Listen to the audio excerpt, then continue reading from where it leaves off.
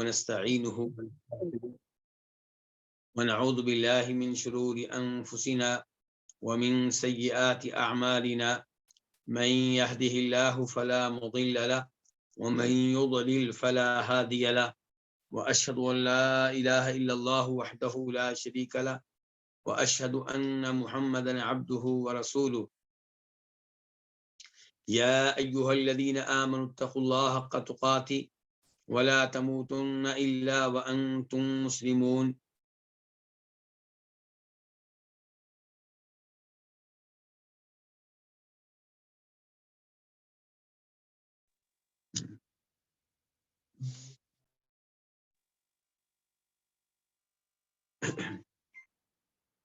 جی عبد المحسن بھائی آپ دیکھیں اب آواز آ رہی ہے؟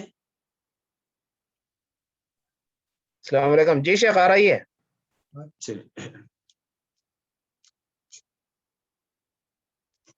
یا ایھا الذین آمنوا اتقوا اللہ حق تقاته ولا تموتن الا وانتم مسلمون یا ایھا الناس اتقوا ربکم الذی خلقکم من نفس واحدة وخلق منها زوجها وبث منهما رجالا كثيرا ونساء واتقوا الله الذي تساءلون به والأرحام إن الله كان عليكم رقيبا يا أيها الذين آمنوا اتقوا الله وقولوا قولا سديدا يصلح لكم أعمالكم ويغفر لكم ذنوبكم ومن يطع الله ورسوله فقد فاز فوزا عظيما أما بعد فإن خير الحديث كتاب الله وخير الهدي هدي محمد صلى الله عليه وسلم وشر الأمور محدثاتها وكل محدثة بدعة وكل بدعة ضلالة وكل ضلالة في النار. الوافی بما فی الصحیحین، صحیح بخاری اور صحیح مسلم کی احادیث پہ مشتمل ایک عظیم کتاب کو کتاب کے مؤلف نے 10 مقاصد میں تقسیم کیا ہے. ان مقاصد میں سے 10واں مقصد ہم پڑھ رہے ہیں اور وہ ہے الفتن، یعنی کہ وہ احادیث جن کا تعلق فتنوں سے ہے. اور اس مقصد میں کئی ایک ابواب ہیں. 8 باب ہم پڑھ چکے ہیں، 9واں باب آج پڑھیں گے. وہ کیا ہے؟ باب الفرار من الفتن، فتنوں سے بھاگنا، یعنی کہ فتنوں سے دور رہنے کی کوشش کرنا. حدیث نمبر 1923 1923 خا. اس حدیث کو روایت کرنے والی امام بخاری ہیں. عن ابی سعید الخدری انہ قال، روایت ہے جناب ابو سعید خدری رضی اللہ عنہ سے کہ انہوں نے کہا. ابو سعید خدری جن کے نام کیا ہے؟ سعد بن مالک.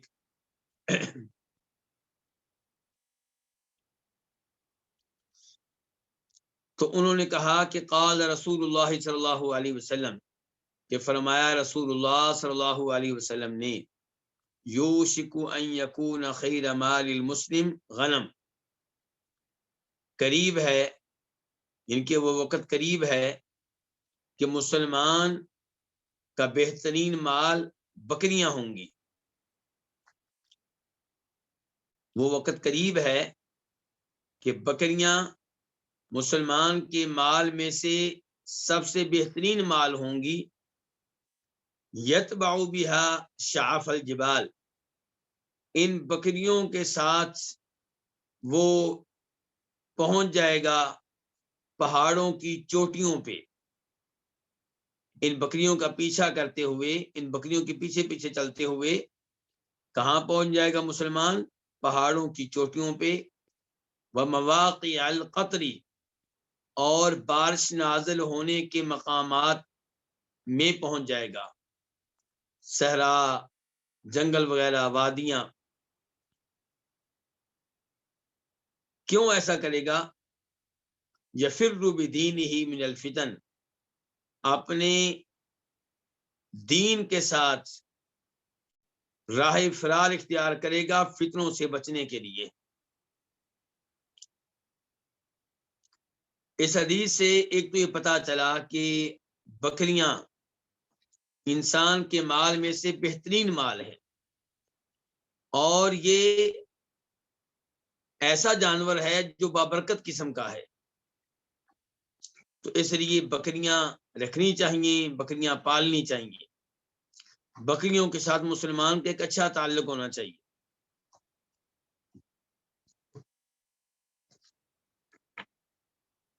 دوسرے نمبر پہ اس حدیث سے پتہ چلا کہ جس کے پاس بکریاں ہوں گی وہ باقی دنیا سے کٹ کر زندگی گزار سکتا ہے۔ بکریاں اس کے لیے دودھ ہوں گی، بکریوں سے گوشت حاصل کرے گا، اور بکریوں کے اوپر کوئی خرچہ بھی نہیں ہوگا، کیونکہ بکریاں پہاڑ کی چوٹیوں سے دائیں بائیں سے خود ہی اپنا چارہ حاصل کر لیں گی، اور بکریاں اسے تنگ بھی نہیں کریں گی۔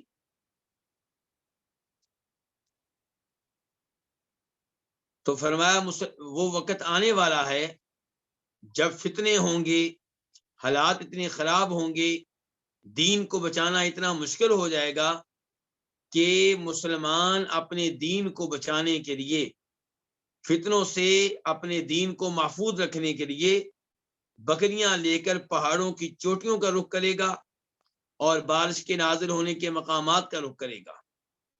مقصد کیا ہوگا کہ جو فتنوں کی جگہ ہیں وہاں سے نکل جاؤں، شہروں میں فتنے ہوں گے وہاں سے نکل جائے گا اور پہاڑوں کی طرف چلا جائے گا، بکریاں اس کے پاس ہوں گی۔ مقصد اس کا کیا ہوگا؟ دین کو بچانا۔ اس حدیث سے میرے ان بھائیوں کو عبرت حاصل کرنی چاہیے جو ڈالر کمانے کے لیے، پاؤنڈ کمانے کے لیے، پیسہ کمانے کے لیے مسلمان ممالک کو چھوڑ کر کافر ممالک کا رخ کر رہے ہیں، جا رہے ہیں، جانا چاہتے ہیں۔ مسلمانوں کو ترغیب دی گئی ہے کہ وہ فتنے کی جگہ سے دور رہیں، اس جگہ سے دور رہیں جہاں ان کے دین کو، ان کے ایمان کو خطرہ ہو۔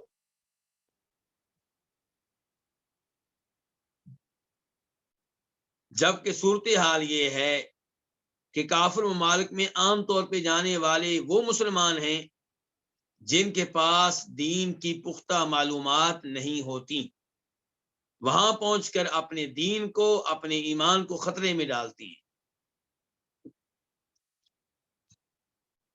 جبکہ شریعت ہمیں کہتی ہے کہ فتنوں سے بچو، اس جگہ سے دور رہو، ان لوگوں سے دور رہو جہاں آپ فتنے میں مبتلا ہو سکتے ہو، آپ کا دین خطرے میں پڑ سکتا ہو۔ امام بخاری اس حدیث کو جب اپنی صحیح میں لے کر آتے ہیں تو اس کے اوپر عنوان کیا قائم کرتے ہیں؟ عنوان یہ قائم کرتے ہیں کہ باب من الدین الفرار من الفتن، فتنوں سے دور رہنا، فتنوں سے بھاگنا، فتنوں سے بچنا، اپنے آپ کو بچانا، یہ دین ہے، یہ دین کا حصہ ہے۔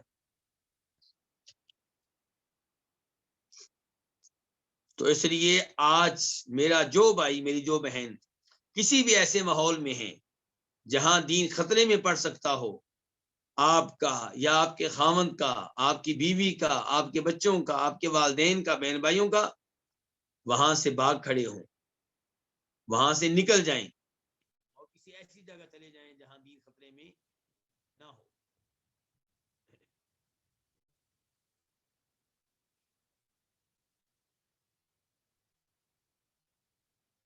بسا اوقات آپ کسی اسلامی ملک میں رہتے ہیں لیکن ایسے شہر یا ایسے محلے میں رہتے ہیں جہاں پہ ایسے لوگ ہیں جن کے نظریات بات نہیں آ رہی، لکھا ہوا ہے اس کو تو یہ ایسا۔ اب عارف بن محسن بھائی ٹھہریں، جی شیخ آ رہی ہے جی۔ یہ درمیان میں اللہ کسی کو ہدایت دے، اصل میں اس نے واٹس ایپ کال کر دی تھی، شاید اس لیے وہ آواز غائب ہوگی ہو۔ بارک اللہ فیک شیخ۔ کم ہے، لکھا کم ہے آواز۔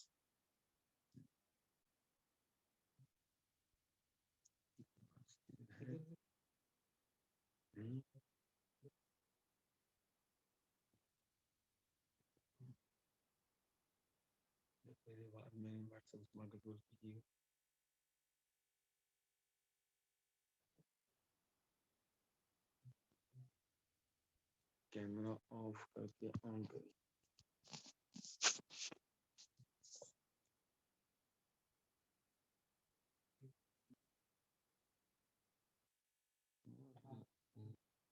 اللہ کی بندی ایک عورت ہے، پریشان رہتی ہے، ساتھ مجھے پریشان کرتی ہے. شیخ صاحب بس کہنا اس نہیں ہوتا، شیخ صاحب دعا کریں، میرا خامن میرے ساتھ یہ ظلم کر رہا ہے، وہ یہ ظلم کر رہا ہے، فلاں سب رشتے دار میرے مخالف ہو گئے، خامن بھی مخالف، یہ بھی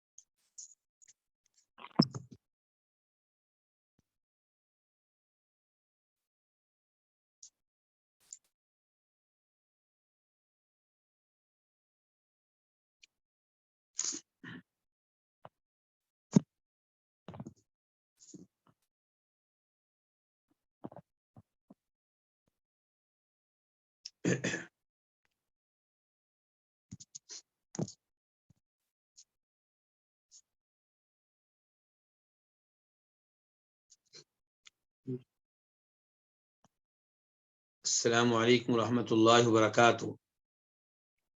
جی آپ بتائیں گے آواز فرق پڑا یا نہیں پڑا؟ وعلیکم السلام ورحمۃ اللہ شیخ، بالکل ٹھیک ہے. چلیں الحمدللہ الحمدللہ.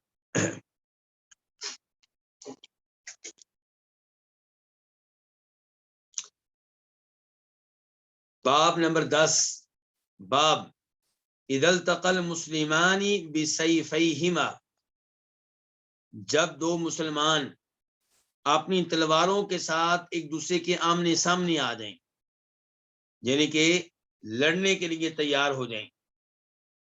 حدیث نمبر 1924 1924 قاف. اس حدیث کے بیان کرنے پہ اتفاق ہے امام بخاری کا اور امام مسلم کا. عن الاحنف بن قیس، روایت ہے احنف بن قیس سے.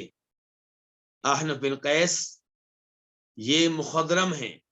مخضرم کا مطلب کیا ہوتا ہے کہ وہ صاحب جو نبی علیہ الصلوۃ والسلام کے زمانے میں موجود تھے، لیکن آپ بطور مسلمان آ کر آپ کو دیکھ نہیں سکے، آپ کی زیارت نہیں کر سکے، اور آپ فوت ہو گئے. تو بعد میں مدینہ آئے یا نہ آئے، لیکن نبی علیہ الصلوۃ والسلام کی بطور مسلمان زیارت نہیں کر سکے جبکہ آپ کے زمانے میں موجود تھے. تو یہ ہے احنف بن قیس.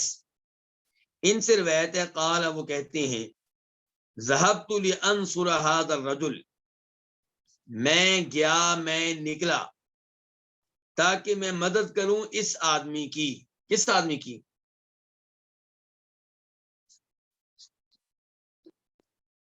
چوتھے خلیفہ راشد جناب علی رضی اللہ عنہ کی، جبکہ ان کی لڑائیاں ہو رہی تھیں کن کے ساتھ؟ امیر معاویہ کے ساتھ.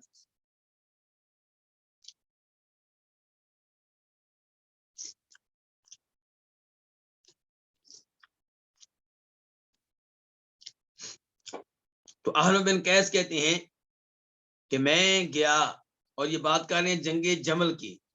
جنگ جمل کی اس کا مطلب یہ کہ جنگ جمل میں لڑائی جو تھی وہ جناب علی اور دوسری طرف کون تھے؟ ام المومنین عائشہ اور دیگر صحابہ کرام، یعنی کہ اس میں امیر معاویہ نہیں تھے کیونکہ جنگ جمل ہے.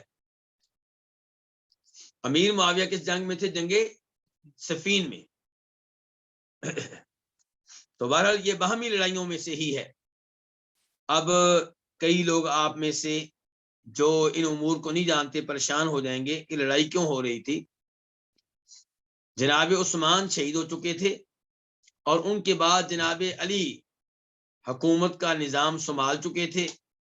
اب ام المومنین عائشہ اور دیگر کئی صحابہ کرام چاہتے تھے کہ فوری طور پہ جناب عثمان کے قاتلوں کو پکڑا جائے، انہیں سزا دی جائے۔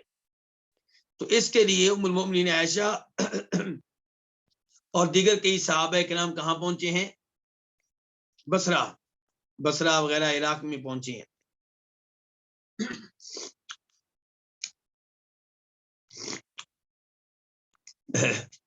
جناب علی سے لڑنے کا ان کا کوئی ارادہ نہیں ہے، لیکن ظاہر ہے کہ جناب علی حکمران ہیں، تو ان کے ملک میں ان کی حکومت میں کچھ لوگ ایسے لڑنے کے لیے آئیں، تو گورنر نے جناب علی کو اطلاع دی، اس علاقے کے گورنر نے، تو پھر جناب علی وغیرہ وہاں پہ پہنچے، مذاکرات ہوئے، طے ہوا کہ آپس میں ہم نہیں لڑیں گے۔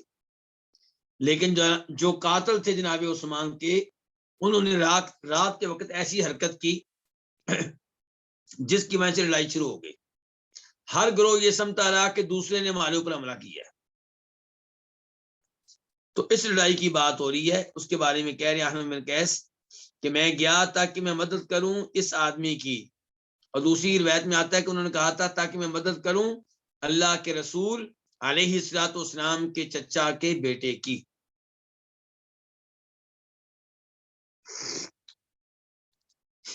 کہتے ہیں فلقینی ابو بکرہ، تو مجھے مل گیا ابو بکرہ۔ ابو بکرہ کون ہے؟ نفع بن حارث ثقفی بصری صحابی ہیں۔ فقالت، انہوں نے کہا این تریدو، کہاں کا ارادہ ہے، کہاں کا ارادہ رکھتے ہو، کدھر جا رہے ہو؟ قلت، میں نے کہا انصر هذا الرجل، میں اس آدمی کی مدد کرنا چاہتا ہوں۔ قال، تو صحابی ابو بکر نے کہا ارجع، کیا کرو، واپس چلے جاؤ۔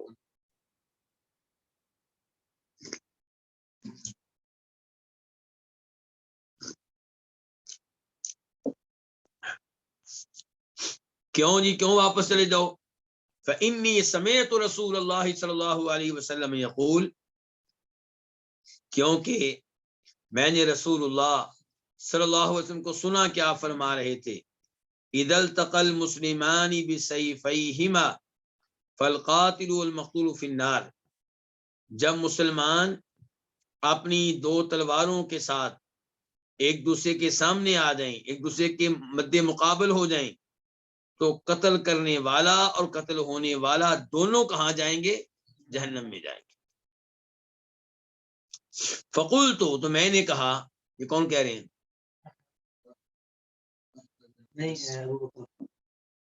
ابو بکرہ کہہ رہے ہیں، میں نے کہا اللہ کے رسول ھذا القاتل، یہ تو قاتل ہے۔ کیا مطلب؟ قتل کرنے والا جہنم میں جائے گا، کیوں؟ کیونکہ وہ قاتل ہے، اس نے قتل کیا ہے، ظالم تھا۔ فما بال المقتول، تو مقتول کا کیا حال ہے، وہ کیوں جہنم میں جائے گا؟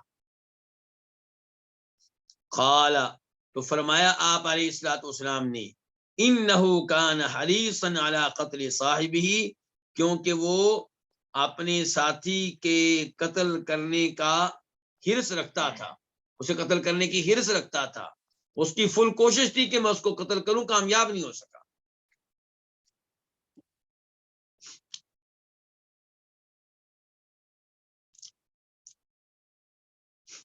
اس حدیث سے ہم کیا معلوم کر رہے ہیں؟ ایک تو یہ کہ دو مسلمان آپس میں لڑیں تو قتل ہونے والا بھی جہنم میں جائے گا، اور قتل کرنے والا بھی، قتل ہونے والا قتل کرنے والے دونوں کہاں جائیں گے؟ جہنم میں۔ تو یہ حدیث پڑھ کر معتزلہ تو کہیں گے کہ اس میں تو ہمارا عقیدہ آ گیا، خوارج بھی یہی کہیں گے۔ خارجیوں کا عقیدہ کیا ہے کہ کبیرہ گناہ کا ارتکاب کرنے والا کافر ہو جاتا ہے جب تک کہ توبہ نہ کرے، اور اگر توبہ کیے بغیر فوت ہو گیا تو اس کی موت کفر کے اوپر ہوگی، اور ہمیشہ ہمیشہ کے لیے کہاں جائے گا؟ جنت میں جائے گا. اور شفاعت کے وہ ویسے قائل نہیں ہے, اس کے تو وہ قائل ہی نہیں ہے کہ شفاعت ہوگی اور کوئی جہنم سے نکال دیا جائے گا.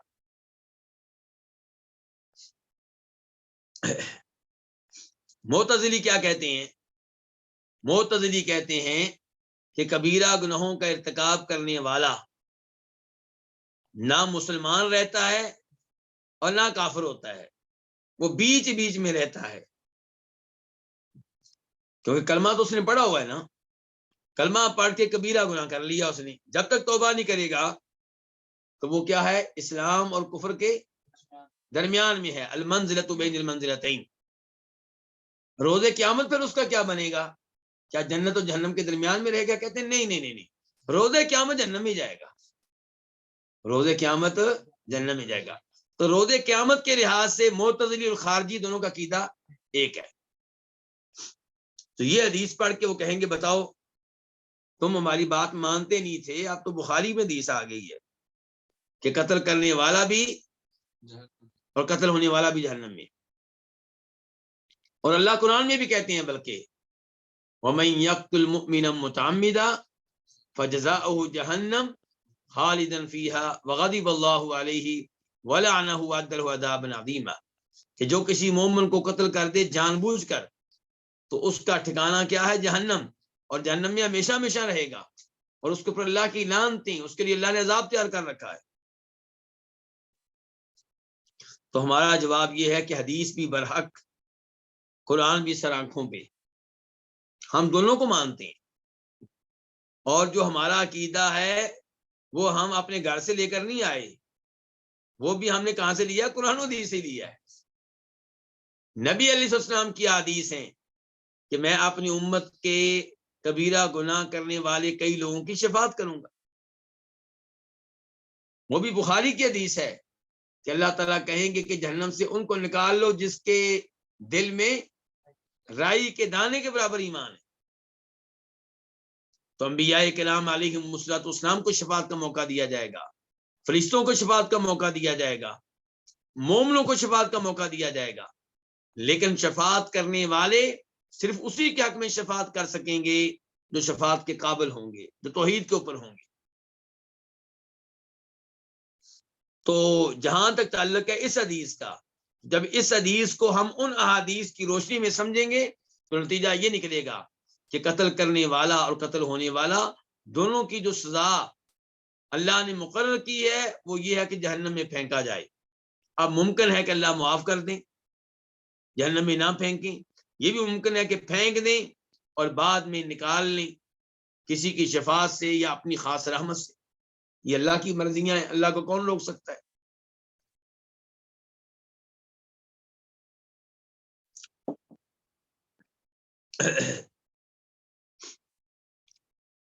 اس کے بعد صحابی کا سوال کہ میں نے کہا اللہ کے رسول یہ تو قاتل ہے, مقتول کا کیا حال ہے, وہ کیوں جہنم میں جائے گا؟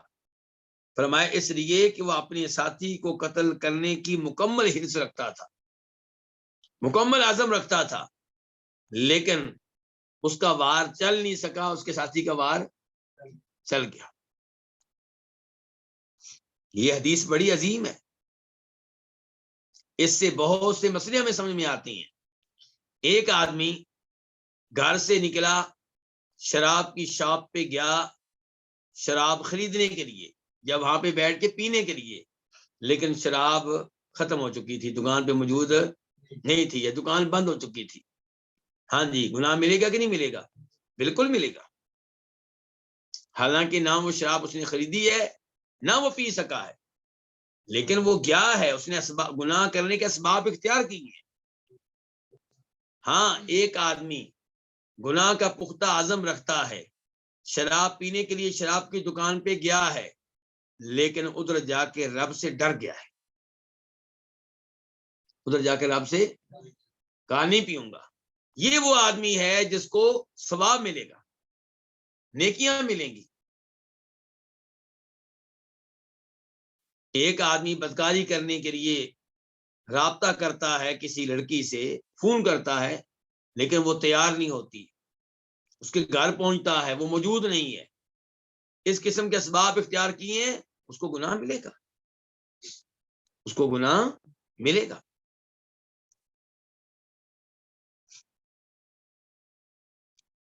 تو بہرحال اس حدیث سے کیا پتا چلا کہ جب مسلمان آپس میں لڑ رہے ہوں تو اس لڑائی کا حصہ بننے سے آپ گریز کریں، کوشش کریں کہ آپ کے ذریعے ان میں صلح ہو جائے، لڑائی ختم ہو جائے، فتنہ ختم ہو جائے، آپ فتنے کا حصہ بننے کی کوشش نہ کریں۔ یہی کوشش کی ابو بکرہ نے کہ چونکہ ادھر بھی صحابہ کرام ہے، ادھر بھی صحابہ کرام ہے، کہا واپس چلے جاؤ، اس لڑائی کا حصہ نہ بنو۔ اس کے بعد باب نمبر 11، باب اعلان النفاق والکفر، نفاق کو واضح کرنا اور کفر کو واضح کرنا، اعلانیہ منافقت اور اعلانیہ کفر۔ حدیث نمبر 1925 1925 خا۔ اس حدیث کو روایت کرنے والے امام کون ہے؟ امام بخاری۔ عن حذیفہ بن الیمانی، روایت ہے جناب حذیفہ بن یمان سے، قال وہ کہتے ہیں ان المنافقین اليوم شر منهم على عہد النبی صلی اللہ علیہ وسلم، آج منافق نبی علیہ السلام کے زمانے کے منافقوں سے زیادہ برے ہیں۔ آج کے منافق نبی علیہ السلام کے زمانے کے منافقوں سے زیادہ برے ہیں۔ کانوا یومئذ یسرون، وہ ان ایام میں کفر کو چھپاتے تھے، کفر کو، والیوم یجہرون، اور آج کیا کرتے ہیں؟ کفر کو ظاہر کر رہے ہیں۔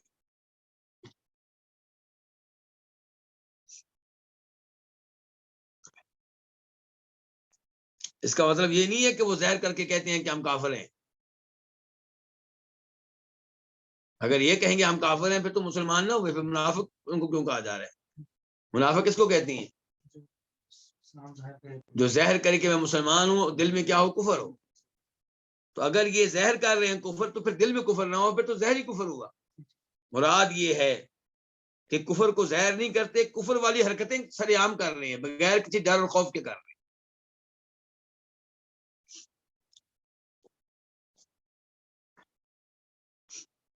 وفی روایت، اور ایک روایت میں ہے، قال، کہا، کس نے؟ حذیفہ بن یمان نے،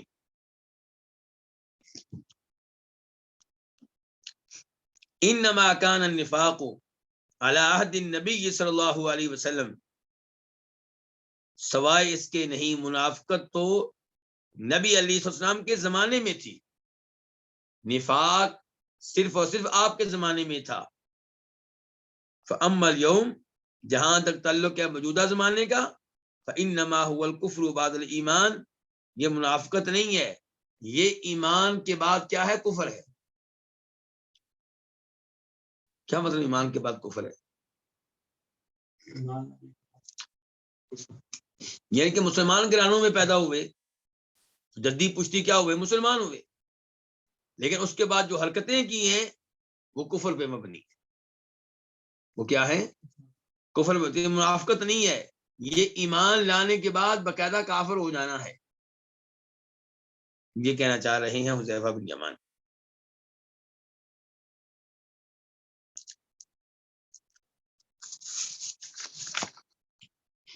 اس کے بعد آخری باب، باب نمبر 12، ذکر الخوارج و صفاتہم، خارجیوں اور ان کی صفات کا تذکرہ، خارجیوں اور ان کے اوصاف کا تذکرہ، خارجیوں اور ان کی عادات کا تذکرہ۔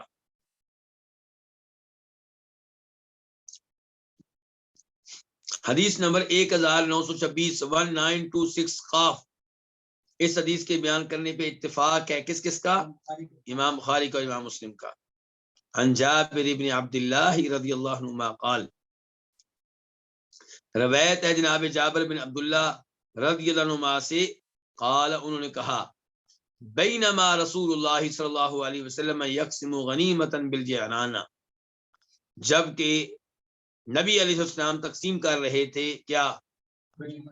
مال غنیمت کہاں تقسیم کر رہے تھے؟ جیرانہ مقام پہ. یہ کب کا واقعہ ہے؟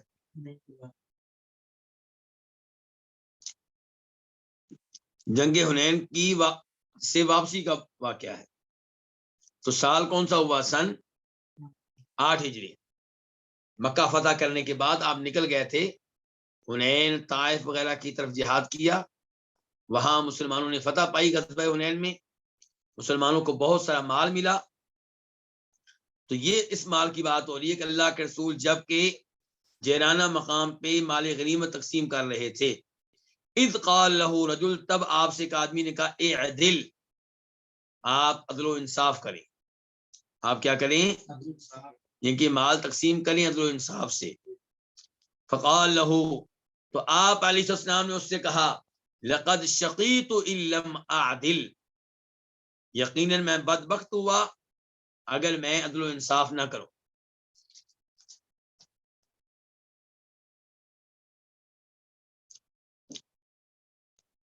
یعنی کہ میں عدل و انصاف نہیں کروں گا پھر تو میں بدبخت بنا، مجھے کیا ضرورت ہے بدبخت بننے کی؟ تو میں عدل و انصاف سے ہی کام کر رہا ہوں جو کر رہا ہوں. اصل میں آپ جانتے ہیں کہ مال غنیمت کے ٹوٹل کتنے سے کیے جاتے ہیں؟ 5. ان 5 میں سے 4 جو ہوتے ہیں وہ مجاہدین کے لیے ہوتے ہیں، فوجیوں کے لیے ہوتے ہیں. لیکن ایک حصہ کس کے لیے ہوتا ہے؟ وہ ایک حصہ جو ہے جس کو ہم 5واں حصہ کہیں گے، وہ کن کے لیے ہوتا ہے؟ وہ 5 لوگوں کے لیے ہوتا ہے. مال غنیمت کے 4 حصے فوجیوں کے نام، ایک حصہ وہ 5واں بنا. اس 5 کے پھر کتنے سے کیے جائیں گے؟ 5. اللہ تعالیٰ کیا فرماتے ہیں؟ وَاعْلَمُوا أَنَّمَا غَنِمْتُم مِّن شَيْءٍ فَأَنَّ لِلَّهِ خُمُسَهُ وَلِلرَّسُولِ وَلِذِي الْقُرْبَى وَالْيَتَامَى وَالْمَسَاكِينِ وَابْنِ السَّبِيلِ، کہ وہ 5واں حصہ کن کا ہوگا؟ اللہ کے رسول کا ہوگا، یہ ایک ہو گیا. اور وَلِذِي الْقُرْبَى، اور آپ کے رشتہ داروں کا، اہل بیت کا. آگے یتیموں کا اور مسکینوں کا اور مسافروں کا. تو نبی علیہ السلام مال غنیمت میں سے خمس جو تھا یہ اپنی مرضی سے تقسیم کیا کرتے تھے، جس کو چاہیں دیں، جس کو چاہیں نہ دیں. تو اس وجہ سے جن کو مسئلے کا علم نہیں تھا انہوں نے محسوس کیا کہ شاید آپ عدل و انصاف سے کام نہیں لے رہے. تو کہنے والے نے آپ سے کہا آپ عدل و انصاف سے کام لیں. تو آپ نے کہا اگر میں عدل و انصاف نہیں کروں گا میں تو یقیناً بدبخت ہوا. اس کے بعد وہ لفظ مسلم شریف کے الفاظ ہیں اس حدیث. یہ حدیث جب مسلم میں آئی تو وہاں پہ کیا الفاظ ہیں؟ قال، کہا کس نے؟ جابر بن عبداللہ نے. اتا رجل رسول اللہ صلی اللہ علیہ وسلم، ایک آدمی نبی علیہ الصلوۃ والسلام کے پاس آیا مقام جیرانہ میں. جیرانہ کو آج کل لوگ بطور میقات بھی استعمال کر رہے ہیں. کیوں؟ کہتے ہیں کہ نبی علیہ السلام نے ایک عمرہ جیرانہ سے بھی کیا تھا. حالانکہ جیرانہ میقات آپ علیہ السلام نے جتنے بھی میقات تھے بتا دیے، ان میں کبھی بھی جیرانہ کا تذکرہ نہیں آیا. تو صحیح بات یہ ہے کہ جیرانہ میقات نہیں ہے. جیرانہ کا مسئلہ یہ ہے کہ مقام جیرانہ میں آپ فارغ ہوئے تھے جہادی امور سے، لڑائیوں کے امور سے، مال غنیمت سے. اب آپ چاہتے سے میں جلدی سے ایک عمرہ کر لوں. جب عمرے کا ارادہ بنا ہے تو میقات کدھر ہے؟ میقات تو پیچھے رہ گیا ہے. میقات کہاں رہ گیا ہے؟ پیچھے. تو اگر کوئی انسان میقات کراس کرے اس حال میں کہ عمرہ کرنے کا ارادہ نہ ہو اور آگے چل کے ارادہ بن جائے، جہاں سے ارادہ بنے گا ادھر سے احرام باندھے گا. لیکن جہاں سے احرام باندھے گا وہ جگہ ہمیشہ ہمیشہ کے لیے میقات نہیں بن جائے گی. وہ جگہ ہمیشہ ہمیشہ کے لیے میقات نہیں بن جائے گی. تو جیرانہ میقات نہیں ہے. تو ایک آدمی اللہ کے رسول کے پاس آیا جیرانہ میں. منصرفہ من حنین، آپ کی حنین سے واپسی کے وقت، جب آپ حنین سے واپس آ رہے تھے. وفی ثوب بلال فضہ، اور بلال مؤذن رسول علیہ الصلوۃ والسلام کے کپڑے میں کیا تھی؟ چاندی تھی.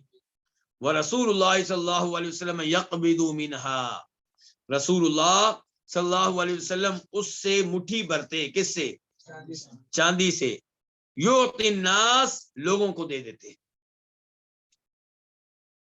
فقال، تو اس آدمی نے کہا جو اللہ کے رسول کے پاس آیا تھا، یا محمد، اے محمد، اعدل، عدل و انصاف کریں۔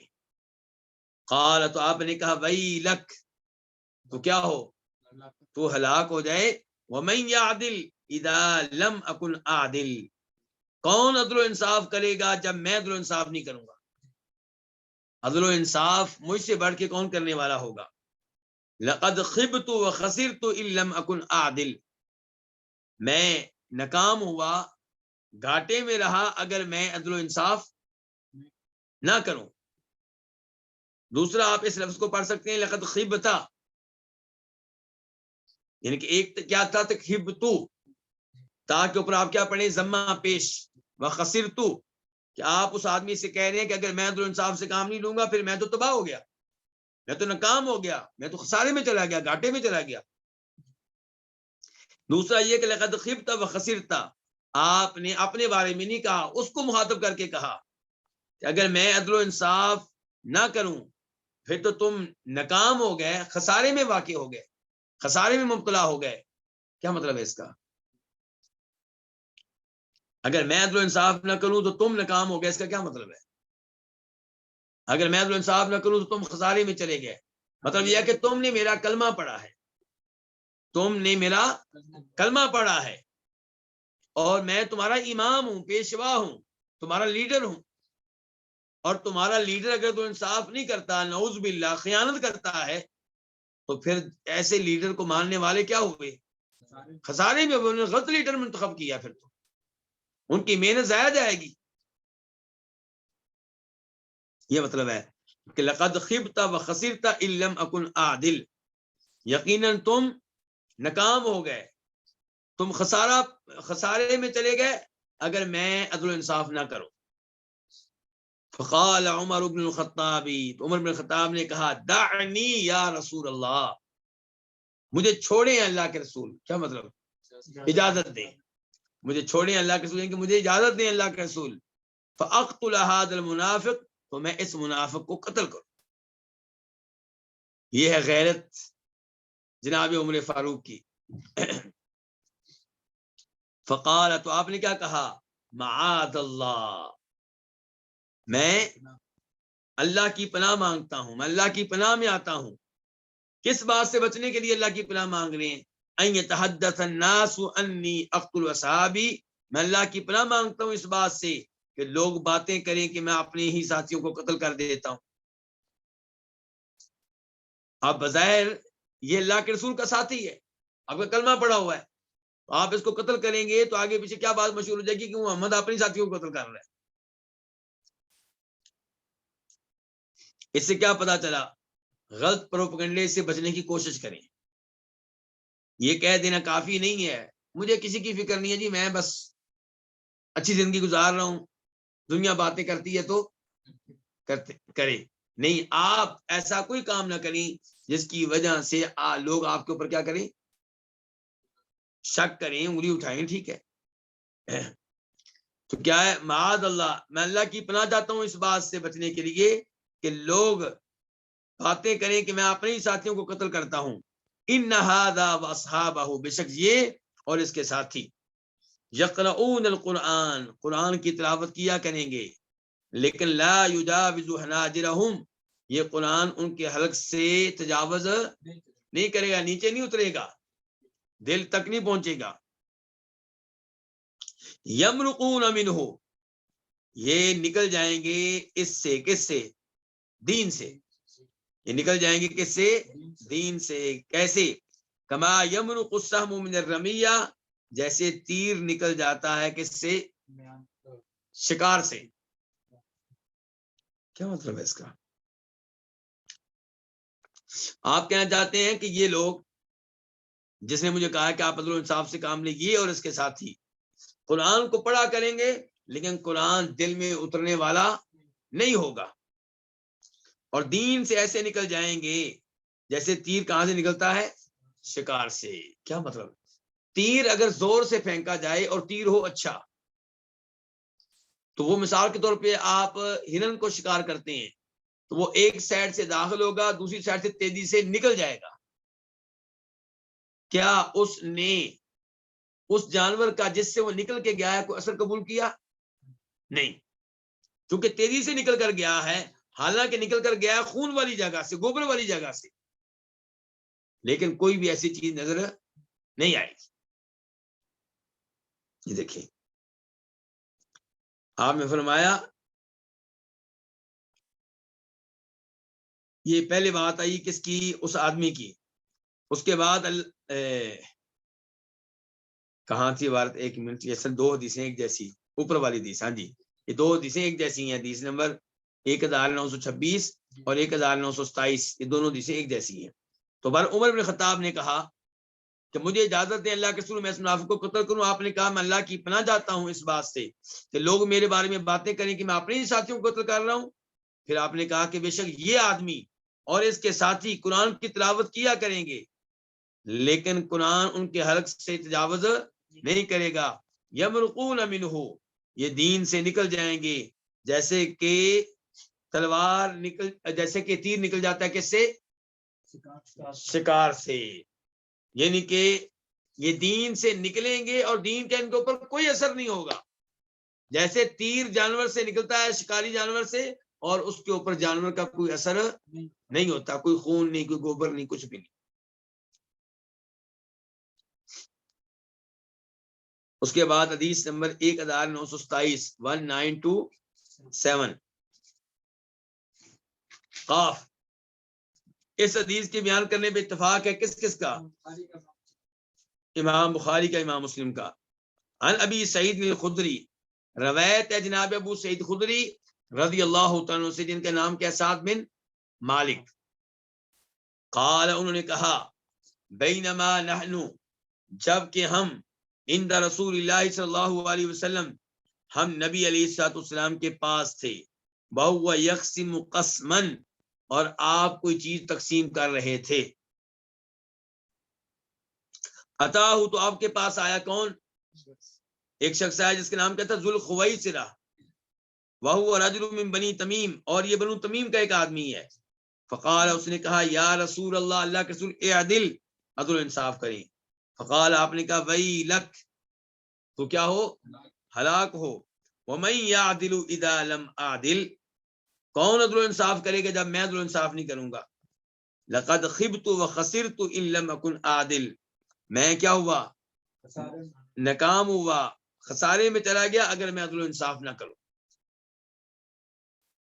فقال عمر، عمر نے کہا یا رسول اللہ اذن لی، مجھے اجازت دیجئے، فیہ، اس آدمی کے بارے میں، فاضرب عنقہ، تو میں اس کی گردن کو اتار دوں۔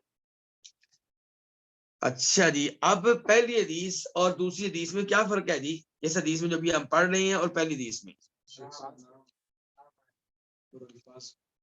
ایک تو وہ واقعہ ہے سن 8 ہجری کا، اور یہ واقعہ جو ابھی ہم پڑھ رہے ہیں یہ ہے سن 9 ہجری کا۔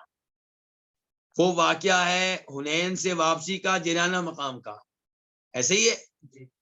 اور یہ جو ہے یہ واقعہ ہے مدینہ کا، یعنی کہ حدیث نمبر 1927 1927، جس کو ابو سعید خدری روایت کر رہے ہیں، یہ واقعہ کہاں کا ہے؟ یہ مدینے کا ہے، یہ جیرانہ وغیرہ کا نہیں ہے۔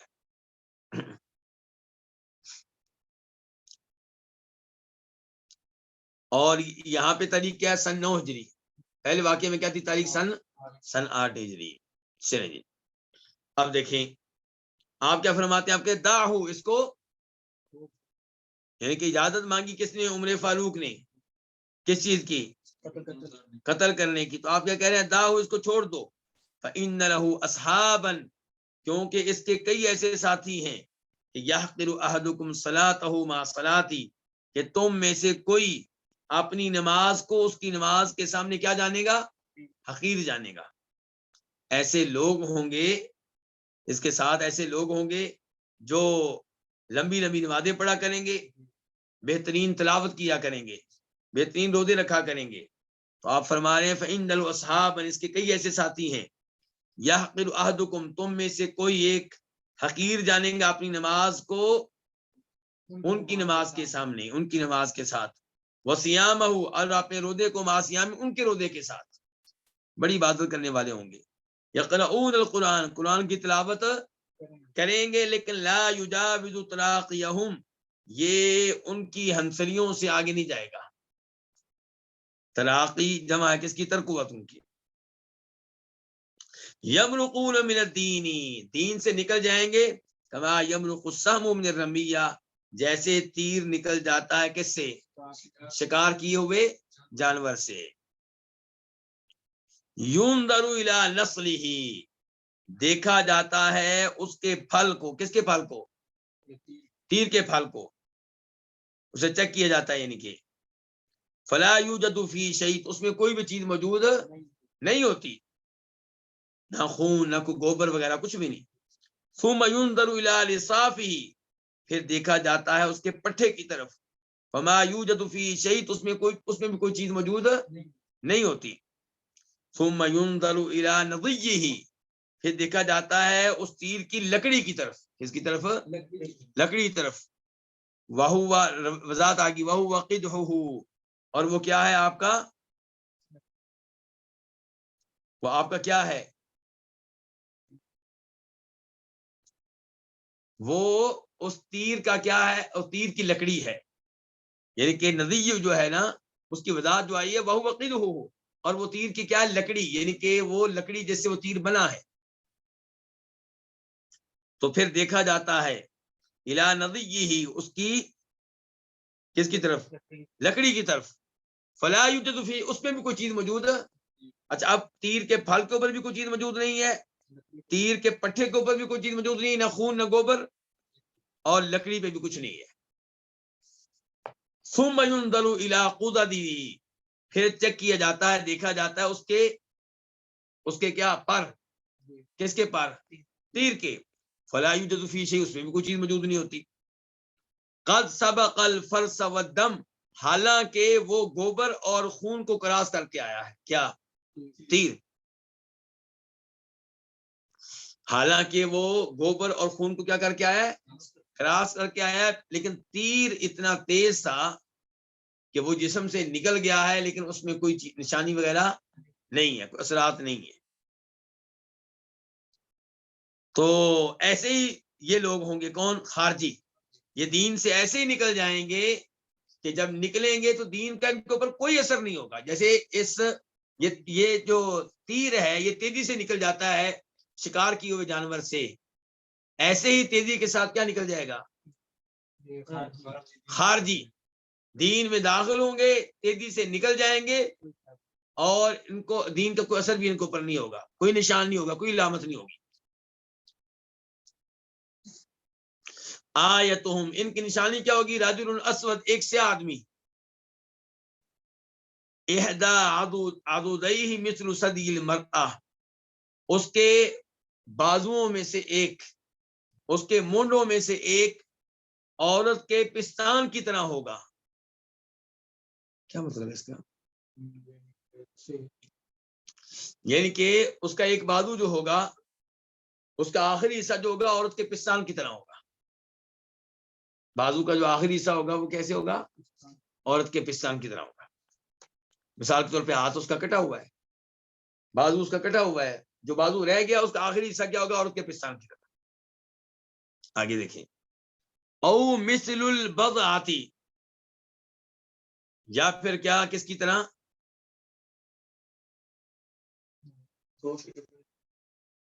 گوشت کے ٹکڑے کی طرح. گوشت کے ٹکڑے کی طرح تدردرو، جو حرکت کر رہا ہو.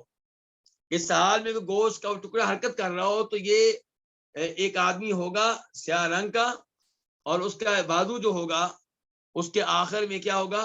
عورت کے پستان کی طرح شکل ہوگی، اور وہ گوشت یا پستان کیا کر رہا ہوگا؟ حرکت کر رہا ہوگا. چلیں گے. تدردرو، حرکت کر رہا ہوگا. وَيَخْرُجُونَ عَلَى حِينِ فُرْقَةٍ مِّنَ النَّاسِ، اور یہ لوگ نکلیں گے. کون؟ خارجی. لوگوں کی باہمی اختلاف کے موقع پہ، جن دنوں میں مسلمان آپس میں ایک دوسرے سے لڑ رہے ہوں گے، ان دنوں میں ان کو نکلنے کا موقع ملے گا. کن کو؟ خارجیوں کو.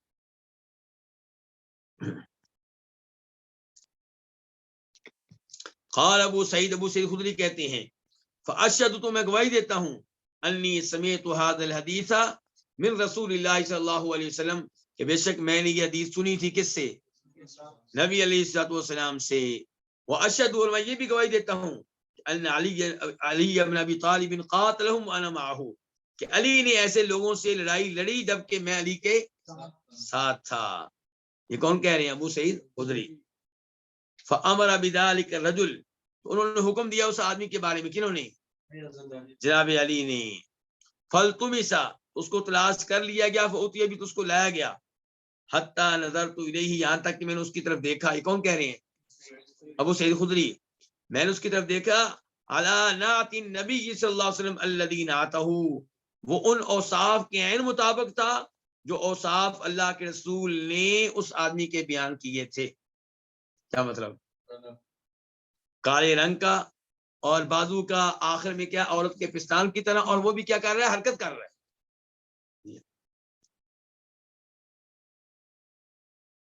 تو یہ پشین گوئی پوری ہوئی کس کی؟ نبی علیہ الصلوۃ والسلام کی سریں گی. اس کے بعد حدیث نمبر 1928.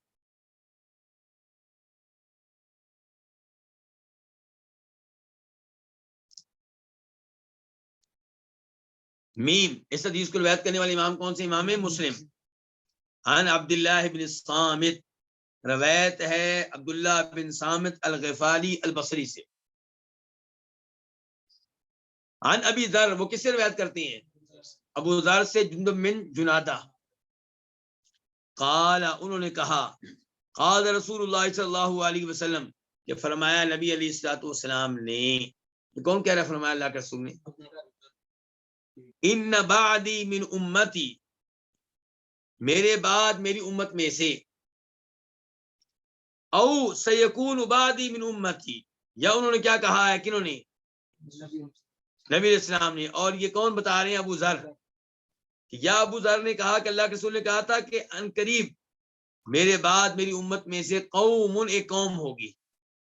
یا اللہ کے رسول نے کہا تھا کہ بے شک میرے بعد میری امت میں سے کچھ لوگ ہوں گے جو قرآن پڑھا کریں گے. یا آپ نے کیا کہا تھا کہ ان قریب میرے بعد میری امت میں سے ایسے لوگ ہوں گے جو قرآن کی تلاوت کیا کریں گے. لا یجاوز حلاقیمہم یہ قرآن ان کے حلق سے آگے نہیں جا سکے گا.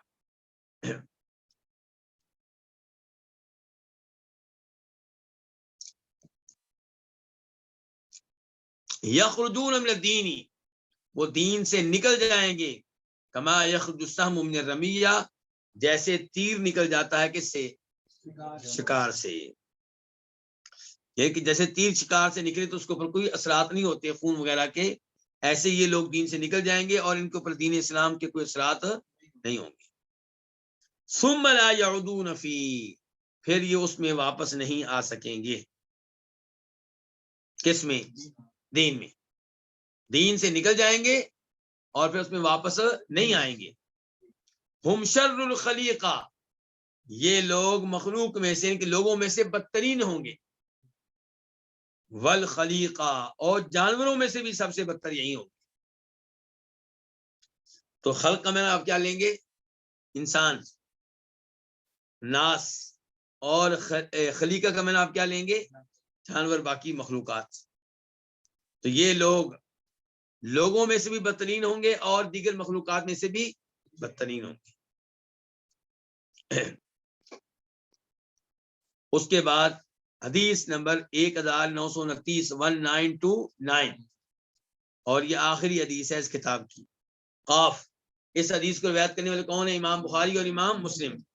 عن سوید بن غفلہ روایت ہے سوید بن غفلہ سے. قال انہوں نے کہا قال علی رضی اللہ عنہ کہ جناب علی نے کہا اذا حدثتکم عن رسول اللہ صلی اللہ علیہ وسلم جب میں تمہیں کوئی چیز بیان کروں کس کی طرف سے؟ نبی علیہ السلام کی طرف سے. فلا ان اخر تو میرا آسمانوں سے گر جانا احب الیہ مجھے زیادہ محبوب ہوگا من ان اکذب علیہ اس بات سے کہ میں آپ پہ جھوٹ باندھوں. یعنی کہ یہ ممکن نہیں ہے کہ میں اللہ کے رسول کی کوئی حدیث بیان کروں اور میں نے اپنی طرف سے بنائی. کہتے ہیں جناب علی جب اللہ کے رسول کی طرف سے تمہیں کوئی بات بیان کروں تو میرا آسمانوں سے گر جانا، گر پڑنا، یہ مجھے زیادہ محبوب ہے اس بات سے کہ میں آپ کے اوپر کوئی جھوٹ بولوں۔ یہ باتیں کیوں کر رہے ہیں علی، ایسی باتیں کیوں کر رہے ہیں رضی اللہ تعالیٰ عنہ؟ بلکہ آگے گفتگو پڑھ لیں، وَإِذَا حَدَّثْتُكُمْ، اور جب میں تمہیں کوئی چیز بیان کروں، فِي مَا بَيْنِي وَبَيْنَكُمْ، اس معاملے میں جو میرے اور تمہارے درمیان ہے، فَإِنَّ الْحَرْبَ خَدْعَةٌ، تو بے شک لڑائی جو ہے وہ کیا ہے، وہ ایک چال ہے۔ لڑائی کس کا نام ہے؟ ایک چال کا نام۔ اب کیا یہاں سے سمجھیں آپ نے؟ جناب علی کہہ رہے ہیں کہ میں جو حدیث ابھی بیان کرنے لگا ہوں یہ سچی حدیث ہے، کیونکہ جب لڑائی ختم ہوئی تو جناب علی نے کہا ایسے آدمی کو تلاش کرو جس کی یہ نشانی ہوگی۔ وہ آدمی تو مل گیا، مردہ آدمی کیا ہو گیا؟ مردہ حالت میں مل گیا۔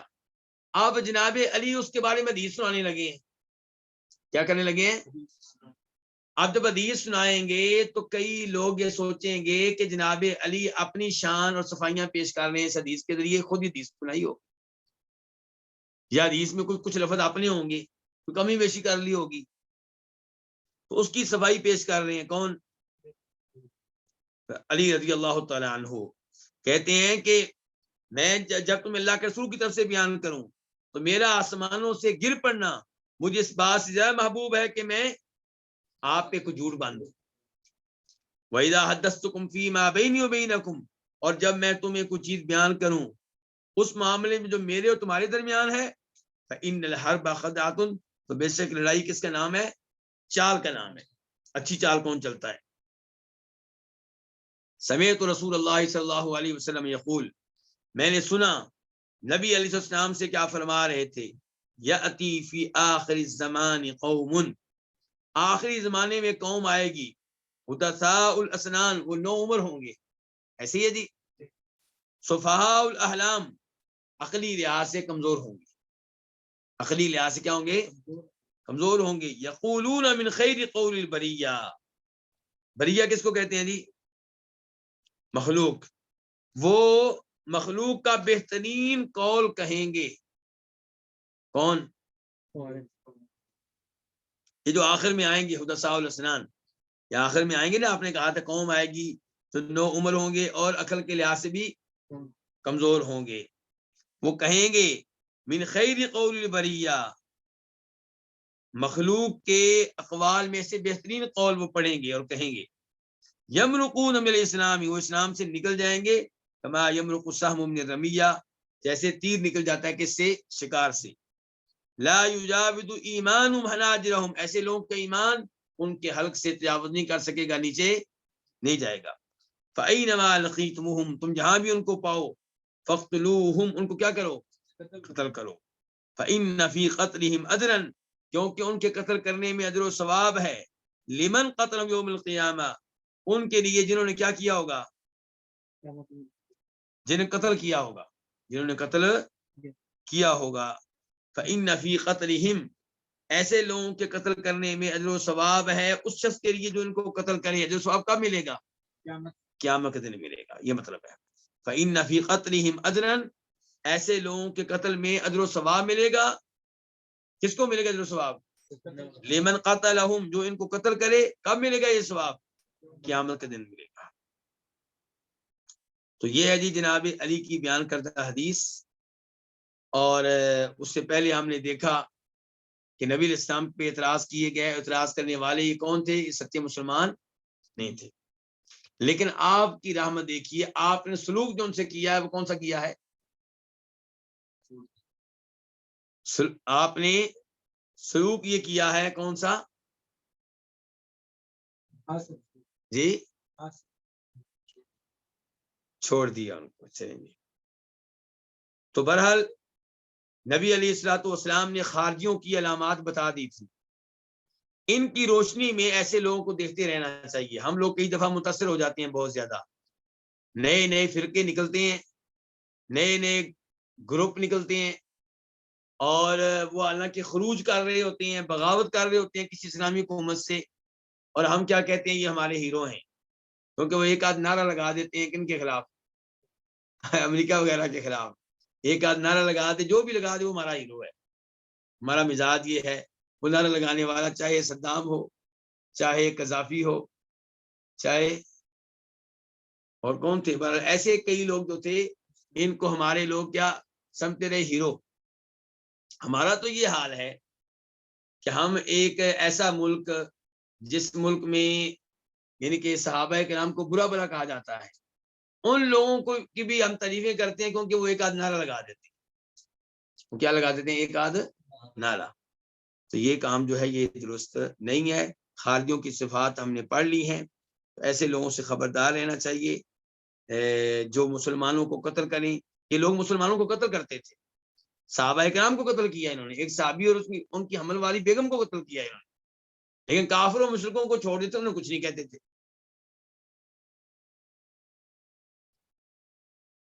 اللہ رب العزت سے دعا ہے کہ اللہ رب العزت یہ احادیث جو ہم نے پڑھی ہیں ان پہ عمل پیرا ہونے کی توفیق بخشے، اور اللہ تعالیٰ انہیں روز قیامت ہماری نیکیوں کے ترازو میں شامل فرمائے، کہ روز قیامت ہمارے حق میں ثابت ہوں اور ہمارے لیے وبال نہ بنے. کتاب بہت عظیم ہے. جن لوگوں نے کتاب ساتھ رکھ کے مطالعہ کیا ہے ان کو چاہیے کہ اس کا مطالعہ بعد میں بھی جاری و ساری رکھیں. انشاءاللہ آپ کو اس کتاب کے فوائد ملتے رہیں گے. اور ٹوٹل حدیث کتنی؟ 1929. تو یہ ساری ماشاءاللہ آپ نے پڑھی ہیں. اللہ رب العزت انہیں آپ کا پڑھنا، آپ کا وقت دینا قبول فرمائے. اچھا، اب انشاءاللہ، اور یہاں پہ بلکہ میں شکریہ ادا کرنا چاہوں گا سب سے پہلے خبر دعویٰ سینٹر کا، خبر دعویٰ سینٹر کے ذمہ داران اور مسئولین کا، جن کے تعاون سے یہ دورہ مکمل ہوا. تعاون کیا تھا کہ ان کی نگرانی میں ہوا، اور انشاءاللہ اب وہ سرٹیفکیٹ دیں گے ان لوگوں کو، ان طالب علموں کو جو مسلسل اس دورے میں شریک رہے. یہ ان کا بہت بڑا تعاون ہے، اور اس کے ساتھ ساتھ ان کی ویب سائٹ سے یہ دروس جو ہیں وہ نشر ہوتے رہے. تو یہ اللہ ان سب کو جزائے خیر دے، خصوصاً ہمارے شیخ شمس الزمان حفظہ اللہ کو، جو آخری دنوں میں ہمارے ساتھ نہیں ہیں، پہلے مسلسل ہمارے ساتھ رہے ہیں. آخری دنوں میں اب وہ اپنے اہل و عیال کے پاس گئے ہوئے ہیں، شاید اس لیے وہ رابطے میں نہیں ہیں. تو اللہ تعالیٰ ان کو جزائے خیر دے، ان کی جہود اور محنتیں قبول فرمائے. اور اس کے ساتھ ساتھ وہ بہت سے متعاونین جن کو آپ نہیں جانتے، اللہ رب العزت جانتا ہے، وہ چاہے ادھر خبر میں بیٹھے ہوں یا ادھر میرے پاس ریکارڈنگ وغیرہ کرتے رہے ہوں، یا یہ میرے اپنے بچے ماشاءاللہ جو چائے لے کر آتے رہے، کبھی پانی لے کر آتے رہے. تو یہ ان کے یہ بار بار روزانہ کی بنیاد پہ لانا، آپ کو پتہ ہے چیزیں معمولی سی ہیں، لیکن اللہ تعالیٰ اجر دینے والے ہیں. تو ہم ان سب کے لیے دعا گو ہیں جن کا تعاون کسی بھی طریقے سے الوافی کے دورے میں رہا. کئی لوگ ایسے ہیں جو نہیں چاہتے کہ ان کا نام لیا جائے، تو اللہ رب العزت ان کے نام کو جانتے ہیں. تو اللہ تعالیٰ ایسے تمام بھائیوں کو جزائے خیر دے. مثال کے طور پہ یہ کیمرہ جو ہے جس سے ریکارڈنگ ہو رہی ہے، یہ ایک بھائی نے بھیجا، ماشاءاللہ بہت اچھا کیمرہ ہے.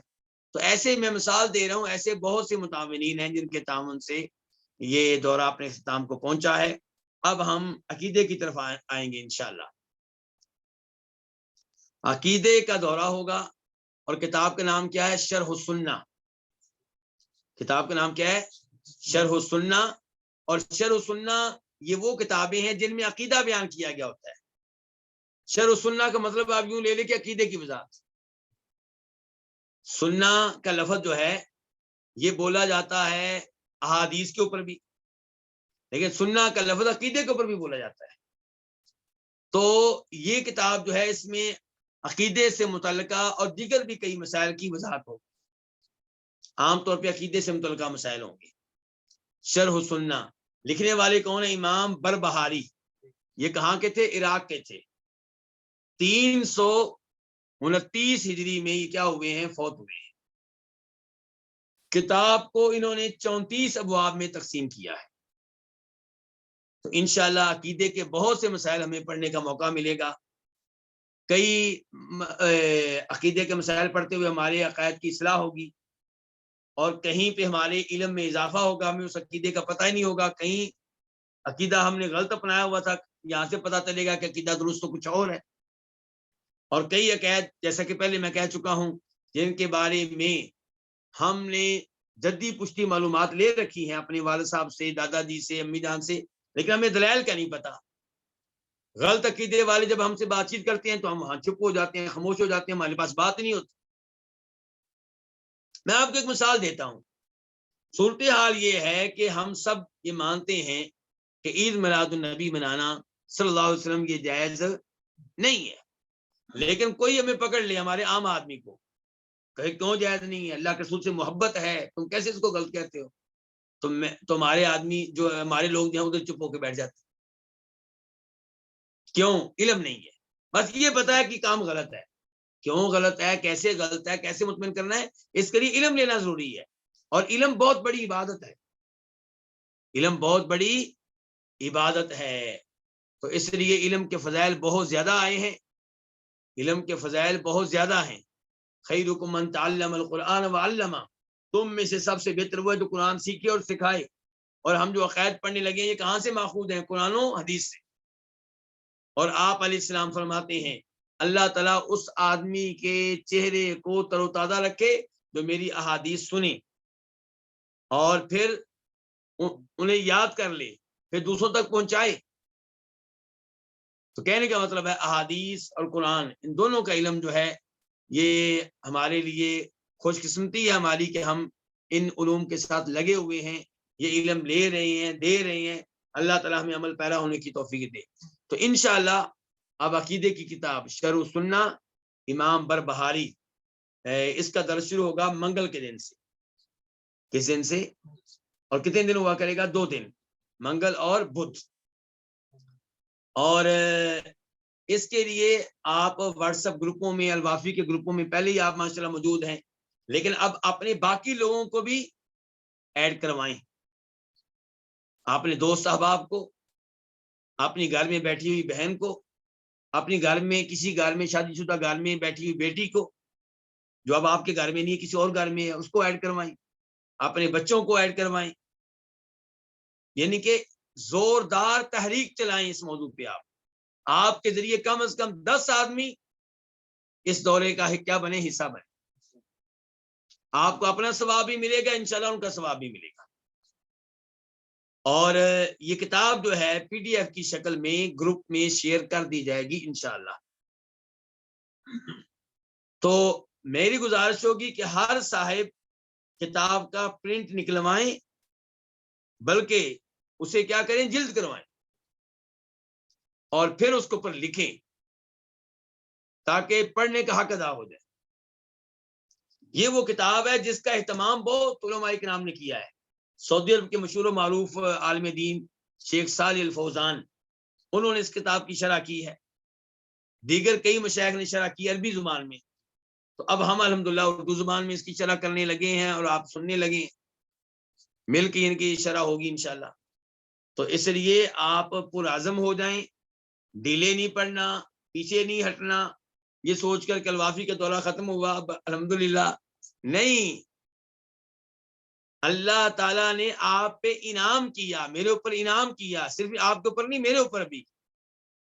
میں اللہ کا شکر گزار ہوں کہ اللہ نے بہت بڑا انعام کیا کہ ہم نے 1 سال کے اندر 1929 حدیثیں تفصیل کے ساتھ پڑھی۔ تو یہ اللہ کا انعام آپ کے اوپر ہوا، میرے اوپر ہوا۔ اچھا، اللہ جب نعمت کرے تو اس کے بدلے میں کیا کرنا چاہیے؟ گناہ کرنے چاہیے یا نعمت کا شکر ادا کریں؟ شکر ادا کیا ہے کہ مزید آگے بڑھیں۔ پوری زندگی میں آپ سے بار بار کہتا ہوں وابستہ رہیں عقیدے سے، قرآن سے، حدیث سے، یہ علوم بار بار پڑھتے رہیں۔ تو انشاءاللہ پھر منگل کے دن شرح السنہ للامام البربہاری، اور جو وافی کے گروپ ہیں یہ اب شرح السنہ کا نام اختیار کر لیں گے، ان میں آپ ایڈ ہوں، ایڈ کروائیں اور رابطہ رکھیں، انشاءاللہ باقی معلومات آپ کو وہاں سے ملتی رہیں گی۔ میں دعا کرتا ہوں کہ اللہ تعالی ہم سب کو کیا دے، اخلاص دے۔ اللہ کرے کہ ہم اس دورے میں اخلاص کے ساتھ شریک ہوں، صرف اللہ کو راضی کرنے کے لیے، اپنے عقائد کو ٹھیک کرنے کے لیے، جنت میں جانے کے لیے، رشتہ داروں کو، دوست احباب کو غلط عقائد سے بچانے کے لیے. اور یہاں پہ یہ بھی کہہ دوں کہ آپ نے کئی لوگوں کو دعوت دینی ہے اس دور میں شریک ہونے کی. آپ کی کئی بات مانیں گے، کئی نہیں مانیں گے. جو نہیں مانیں گے آپ کو ان تک پیغام پہنچانے کا ثواب ملے گا، اور جو آپ کی بات مان کر شریک ہوں گے جتنا ثواب ان کو ملے گا اتنا ہی ثواب آپ کو ملے گا. اب میں مزید آپ کا ٹائم نہیں لینا چاہتا. انشاءاللہ یہ خبر میں بھائی موجود ہیں، عبد المحسن بھائی، منظور بھائی، روش بھائی، یہ سب جو ہیں اللہ ان سب کو جزائے خیر دے. انشاءاللہ یہ پی ڈی ایف کی شکل میں شیئر کر دیں گے یہ کتب، تو انشاءاللہ رابطہ رہے گا. اس کے ساتھ ساتھ انشاءاللہ تفسیر کے 3 سپارے ہو چکے ہیں. تفسیر قرآن کے کتنے سپارے ہو چکے ہیں؟ الحمدللہ 3. اور 4تھے سپارے سے آغاز ہوگا انشاءاللہ. تو تفسیر کا جو درس ہے ہفتے میں ایک بار تو لازمی طور پہ ہوا کرے گا. میری کوشش ہوگی کہ 2 دن ہو انشاءاللہ، ورنہ 1 دن ہوا کرے گا. تو وہ زوم کے انداز میں تو نہیں ہوتا، لیکن اس کی ریکارڈنگ آ جاتی ہے توحید ٹی وی چینل پہ، اس کی ریکارڈنگ آپ کو مل جائے گی انشاءاللہ. اور بھی کئی ویب سائٹ پہ ملے گی. ایک تفسیر قرآن ایک ٹی وی چینل بنا ہے، اس پہ بھی موجود ہے. تو بہرحال توحید ٹی وی چینل پہ انشاءاللہ یہ آپ کو سب کچھ مل جائے گا. تو وہ بھی آپ ساتھ ساتھ ایک دن نکالیں. مجھے امید ہے کہ جو اس کا دن ہوگا وہ بھی میں آپ کے ساتھ شیئر کر دوں گا کہ کس دن وہ درس. فی الحال جمعرات کو آتا ہے وہ درس. فی الحال وہ درس کب نشر کیا جاتا ہے؟ جمعرات کو. تو آپ توحید ٹی وی چینل کو کیا کر لیں، سب کیا انگلش کا لفظ ہے جی، بہت مشکل ہے یہ سبسکرائب ہے جی. چلیں جی یہ کر لیں آپ. عربی میں ہم آسان بولتے ہیں اشتراک کر لیں جی، عربی کا لفظ آسان ہے، اشتراک کر لیں. تو انشاءاللہ یہ توحید ٹی وی چینل پہ جو بھی دروس وغیرہ آتے ہیں وہ آپ کو ملتے رہیں گے. اللہ آپ سب کو جزائے خیر دے. عبد المحسن بھائی کوئی آپ نے پیغام دینا ہو، یا روش بھائی آپ لوگوں نے کوئی پیغام دینا ہو، کوئی اعلان کرنا ہو کسی قسم کا، یعنی کہنا درس کے تعلق سے؟ السلام علیکم ورحمۃ اللہ وبرکاتہ. جزاک اللہ خیر شیخ. اللہ آپ کو جزائے خیر دے شیخ. آپ کی عمر میں، آپ کے اہل ویال میں، آپ کے علم میں اضافہ کرے. آمین آمین آمین. آپ سے صحیح استفادہ کرنے کی توفیق عطا فرمائے ہم سب کو. آمین آمین. اللہ تعالی ہم سب کو اسی طرح آپس میں پڑھنے پڑھانے کی توفیق دے، اور جنت میں بھی اللہ تعالی ہم سب کو جمع فرمائے. اللہ تعالی ہر طرح کی بقیہ تو انفارمیشن انشاءاللہ واٹس ایپ پہ دے دی جائے گی. چلیے جزاک اللہ خیر. ٹھیک ہے جی. پھر اجازت چاہتے ہیں. سبحانک اللہم و بحمدک اشہد ان لا الہ الا انت استغفرک و اتوب الیک.